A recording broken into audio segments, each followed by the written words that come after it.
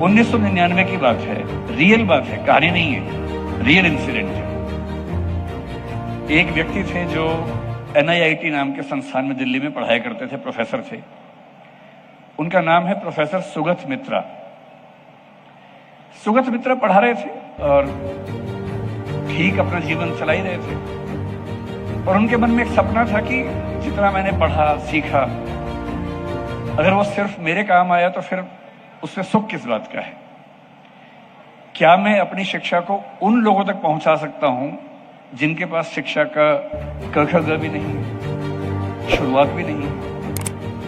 और ये वो समय है जिस समय भारत में कंप्यूटर्स का डेवलपमेंट होना शुरू हुआ था। राजीव गांधी की सरकार में कंप्यूटर्स को लाया गया था, और 1999 जब हम UPSC की तैयारी भी कर रहे थे, कंप्यूटर एक जाना पहचाना चेहरा था। ईमेल क्या होता है समझ में आने लग गया था, और ये लग रहा था कि कंप्यूटर के बिना दुनिया चलेगी नहीं। उन्होंने एक एक्सपेरिमेंट किया। अपने इंस्टीट्यूट के पीछे एक झुग्गी बस्ती थी, कालका जी दिल्ली में जगह है, शायद आप जानते होंगे। उस बस्ती की तरफ दीवार में एक छेद करवा दिया, सिर्फ दीवार में एक छेद करवाया, और एक कंप्यूटर अपने इंस्टीट्यूट के अंदर ही दीवार के पास रखवा दिया। इतना ही किया बस। उस कंप्यूटर में बिजली का कनेक्शन था, एक माउस था, ऑन रहता था, और कोई स्टाफ का मेंबर केवल देखता था कि कंप्यूटर ऑन रहे, और कुछ भी नहीं किया। जो झुग्गी के बच्चे थे, गरीब बच्चे थे, उनको कंप्यूटर दिख रहा था, वो छू सकते थे, लेके जा नहीं सकते थे उसको। और सुगत मित्रा देखना चाह रहे थे कि अगर बच्चों को एक्सेस मिल जाए, पहुंच मिल जाए, तो क्या उनके अंदर सचमुच खुद सीखने की ललक होती है, या बच्चों को सिखाना पड़ता है, बहुत कोशिश करनी पड़ती है। सिर्फ ये एक्सपेरिमेंट था। 3 महीने तक उनकी टीम ने कुछ नहीं किया, सिर्फ इतना कि कंप्यूटर रखा हुआ है, बिजली चल रही है, किसी से कोई बात नहीं की। धीरे धीरे देखा बच्चे वहां पर इकट्ठे होने लगे, कुछ कुछ करते थे, वीडियो गेम खेलते थे, कुछ और करते थे। और 3 महीने बाद वो आए, उन सारे बच्चों से मिले और उनसे कहा कि ये कंप्यूटर मैंने रखवाया था, आप मुझे ये बताइए कि क्या मैं आपके लिए कुछ और कर सकता हूं। सरप्राइजिंग बात है कि उन बच्चों ने ये कहा कि सर रखवा तो दिया, इसकी जो प्रोसेसिंग की स्पीड है थोड़ी सी कम है, और जो माउस है वो ठीक से काम नहीं करता है, माउस चेंज करवा दीजिए, प्रोसेसर अच्छा लगवा दीजिए, हम और सीखना चाहते हैं। और ये पहला एक्सपेरिमेंट था जिसने साबित किया कि आप कुछ मत सिखाइए, केवल एक एक्सेस पॉइंट बना दीजिए जहां बच्चे आके अपने मन से कुछ कर सकें। तो कुछ लोगों ने उनसे कहा कि ये तो भाई दिल्ली के बच्चे हैं, दिल्ली के बच्चे स्मार्ट होते हैं और उनको तो पहले भी आइडिया होता ही है, ये गांव में नहीं चलेगा तुम्हारा। तो उन्होंने सेकंड एक्सपेरिमेंट इसी पे किया। उत्तर प्रदेश के एक बहुत पिछड़े गांव में, जैसे इस गांव के बारे में जो मेरे पास आइडिया है वो एक ही शिक्षा वगैरह में भी थोड़ा सा पीछे है, कुछ ऐसा ही गांव समझ लीजिए, चमारी गांव में समझ लीजिए। यही प्रयोग किया, एक कंप्यूटर रखवाया, उसके साथ बिजली का कनेक्शन, कोई गाइडेंस नहीं, कोई सुविधा नहीं, कुछ नहीं, सिर्फ एक कंप्यूटर। 3 महीने बाद फिर आए और देखा कि उस गांव के बच्चों ने भी अपने आप लड़ झगड़ के, आपस में भिड़ भिड़ के कंप्यूटर सीख लिया, गेम भी खेली, पढ़ाई करनी भी शुरू कर दी। फिर उनके मन में एक बात और आई, और अब आपकी भूमिका आने वाली है इसी कहानी का हिस्सा बनकर।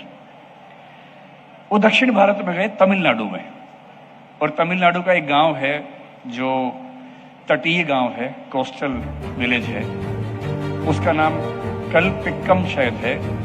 ये कलपक्कम नहीं है जिसको हम जानते हैं न्यूक्लियर वजहों से, ये दूसरा गांव है, कलपिक्कम उसका नाम था। वहां क्या प्रयोग किया, ऐसा गांव जहां के बच्चों को ना इंग्लिश आती थी, ना हिंदी आती थी, केवल तमिल आती थी। और एक एक्सपेरिमेंट ये किया कि कोई बच्चा अपनी जिज्ञासा से, अपनी मेहनत से क्या बायोटेक्नोलॉजी जैसा मुश्किल विषय सीख सकता है। तो क्या किया, कंप्यूटर रखा, कंप्यूटर में बायोटेक्नोलॉजी के बारे में बहुत सारा कंटेंट, कुछ वीडियोस, कुछ ऑडियो, कुछ विजुअल्स डाल के रख दिए। अब बच्चे तमिल बोलने वाले हैं, उनको इंग्लिश भी नहीं आती है, कंप्यूटर भी नहीं आता है। 2-3 महीने के बाद जब रिसर्च हुई, बच्चों से बात हुई, तो एक बच्ची ने जो 12 साल की थी, उसने ये कहा कि सर मुझे ये तो समझ में आ गया है कि जेनेटिक म्यूटेशन कैसे होता है, लेकिन अभी भी जेनेटिक म्यूटेशन की कुछ बारीक बातें नहीं समझ पा रही हूं, इसके लिए मुझे आपकी और मदद चाहिए। तो उस बच्चे का टेस्ट लिया गया और जब टेस्ट लिया तो पाया गया कि किसी अच्छे अंग्रेजी माध्यम के स्कूल में पढ़ने वाले बच्चों की तुलना में 30% लेवल इन बच्चों ने बिना किसी सुविधा के केवल कंप्यूटर के होने से खुद अचीव कर लिया। अब जो एक्सपेरिमेंट था उसमें आप शामिल हो जाएंगे। कोशिश की गई कि इन बच्चों को कैसे हम और अच्छी सुविधा में ला सके, क्या करें। एक छोटा सा प्रयोग किया और ये प्रयोग एक और बहुत प्रसिद्ध व्यक्ति ने भी किया, मैं उनका भी जिक्र करूंगा।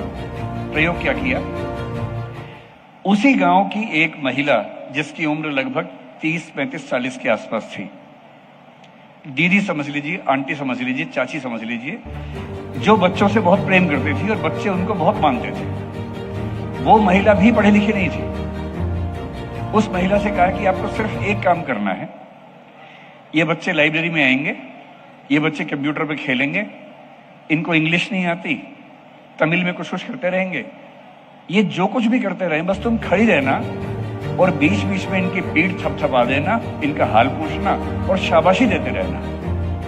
कुछ भी करें बोलना वाह बेटा बहुत अच्छा कर रहे हो, शाबाश, इतना ही करना है बस। और 2 महीने बाद देखा गया कि केवल उस शाबाशी की वजह से, इसको ग्रैंड मदर मेथड कहा गया, केवल उस शाबाशी की वजह से उन बच्चों का स्कोर किसी भी महंगे प्राइवेट स्कूल के बच्चों की तुलना में 50% हो गया, जो पहले 30% था। ये सारे के सारे एक्सपेरिमेंट्स डॉक्यूमेंटेड हैं और इसी स्कूल से एक बच्चा ऐसा निकला। आज से 2 साल पहले सौरभ और मैं अमेरिका में 2 विश्वविद्यालयों में गए हुए थे वक्ता बन के स्पीच देने के लिए। उनमें से एक दुनिया के सबसे अच्छे विश्वविद्यालयों में से एक येल विश्वविद्यालय है और येल यूनिवर्सिटी में मुझे ध्यान है बड़ा अच्छा सेशन था। सौरभ, मैं और वहां पर जो भारतीय भाषाओं को जानने वाले बच्चे थे वो सारे उसमें ऑडियंस थे। येल को देख के हमें लगा कि काश हम या हमारे समाज के लोग ऐसे विश्वविद्यालय में पढ़ पाते। और अब मैं जो पीछे ला रहा हूं बात को, उसी एक्सपेरिमेंट में महाराष्ट्र में एक शिरगांव नाम का गांव है जो पालघर इलाके के बीच में है। शिरगांव का एक बच्चा जिसका नाम था अरुण चौहान, इसी कंप्यूटर से अपनी मेहनत से सीखते सीखते ऐसा सीखा कि इवोल्यूशनरी बायोलॉजी में येल यूनिवर्सिटी से पीएचडी करने के लिए उसका सिलेक्शन हुआ और केवल उस एक कंप्यूटर की वजह से हुआ। मैं जो आपको कहना चाह रहा हूं, ये जो मजमा है इसका सौंदर्य है, एक दिन का सौंदर्य है। अच्छी फोटो आएंगी, आपको भी याद रहेगा कि वाह क्या मजमा जुटा था, बड़े बड़े लोग आए थे, कुमार विश्वास भी आए थे, राज्यसभा के उपसभापति भी आए थे, कैलाश सत्यार्थी जी भी आए थे। पर इस सबका असली सौंदर्य तब है जब ये चीज बहुत दूर तक जाए, और ये चीज दूर तक तभी जाएगी जब ग्रैंड मदर इफेक्ट वाला काम आप करेंगे। इस लाइब्रेरी में जो बच्ची आएंगी, मुझे जानकारी मिली कि करीब 50 बच्चियों को सौरभ और गुंजन ने गोद लिया है। सौरभ और गुंजन के बारे में थोड़ा सा मैं अंत में बोलूंगा। ये जो बच्चियां आएंगी, इन बच्चियों का हौसला तोड़ने के लिए 50 शक्तियां काम कर रही होंगी। जब कोई बच्ची अपने घर से निकल के लाइब्रेरी में आएगी तो रास्ते में कम से कम 10 लोग बोलेंगे, क्यों जा रही हो बिना बात के, पागल हो, घर में चौका कर लो, क्यों ये सब कर रही हो।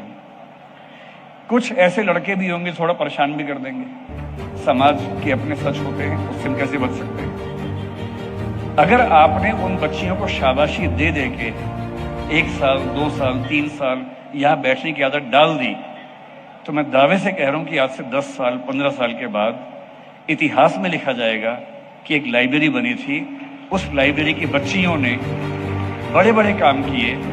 आईएएस बनना, पीसीएस बनना बड़ी बात नहीं है। बड़ी बात, जैसे कि हमारे उप मुख्यमंत्री महोदय कह रहे थे, कि नौकरी लेने से अच्छा है नौकरी देना, कुछ बड़ा उद्यम करना।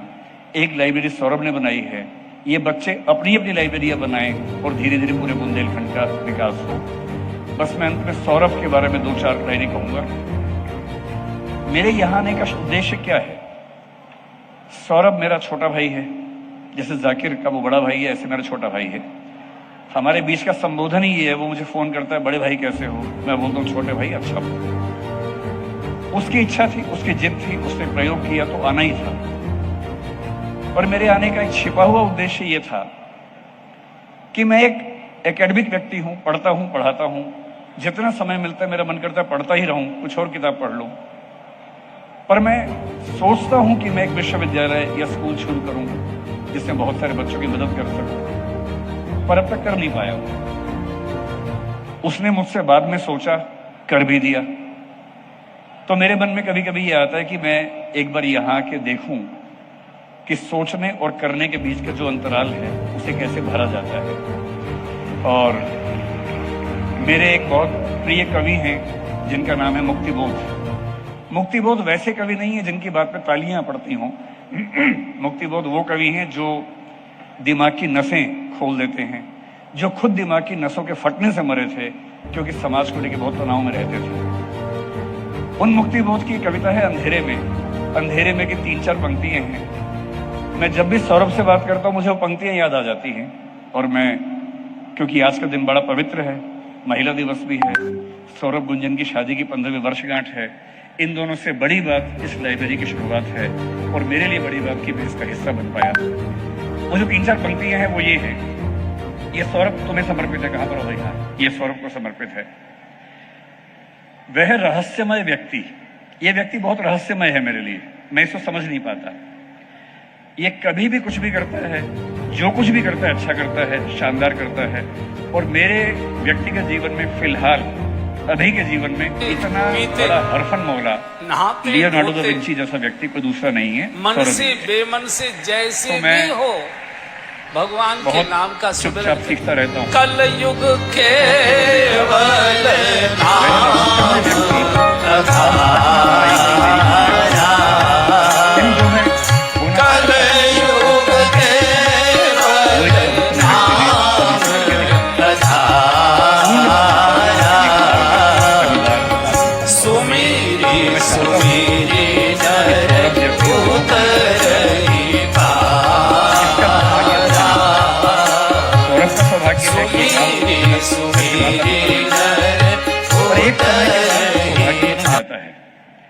आज मेरे ख्याल से इस गांव का सौभाग्य है कि सौरभ यहाँ को मिला। बचपन की बात अलग है, बचपन में सौभाग्य सौरभ का रहा होगा कि उसको गांव मिला, लेकिन आज और ऐसा होता है कि एक समय के बाद कुर्सी से इंसान की पहचान नहीं होती, इंसान से कुर्सी की पहचान होती है कि वो इंसान जहां बैठ गया उस कुर्सी का महत्व बढ़ जाता है। तो सौरभ को बहुत शुभकामनाएं। मंच पर उपस्थित सभी लोग इतने महान हैं कि उनके सामने बोलना मेरे लिए बहुत मुश्किल था, इसलिए मैं वहां देख नहीं रहा हूं, क्योंकि देखूंगा तो बोल नहीं पाऊंगा। तो मैंने हिम्मत करके इतना बोल दिया। उन बच्चियों से जो लाइब्रेरी में जाएंगी उनसे एक ही बात कहूंगा। भवानी प्रसाद मिश्र एक लाइन लिख के गए थे, कुछ लिख के सो, कुछ पढ़ के सो। देखिए, जिनके पास पुश्तैनी जायदाद है, जिनके माता पिता बहुत बड़े उद्यमी हैं, बिजनेसमैन हैं, जिनके माता पिता नेता हैं, मुख्यमंत्री हैं, एमपी हैं, उनको अगर छोड़ दें तो बाकी सबके पास जिंदगी को बदलने का एक ही रास्ता है और वो है पढ़ाई, और कोई रास्ता नहीं। इसलिए जिस देश की अधिकांश आबादी निम्न वर्ग, निम्न मध्य वर्ग की हो, वहां पढ़ाई से अच्छा कोई रास्ता नहीं है अपनी जिंदगी को अपने हिसाब से जीने का। पढ़ना जरूर है। डॉक्टर अंबेडकर ने बड़ी गहरी बात कही थी, खाने के पैसे हो ना हो, जूते पहनने के पैसे हो ना हो, पैर में जूता चप्पल हो ना हो, हाथ में किताब जरूर होनी चाहिए, क्योंकि किताब ही है जो जीवन को बदलेगी। और भवानी प्रसाद मिश्र ने बड़ी सुंदर बात कही थी, कुछ लिख के सो, कुछ पढ़ के सो, जिस जगह उठा था आज सवेरे उससे तो कुछ बढ़कर सो, उससे तो कुछ बढ़कर सो। धन्यवाद बहुत बहुत।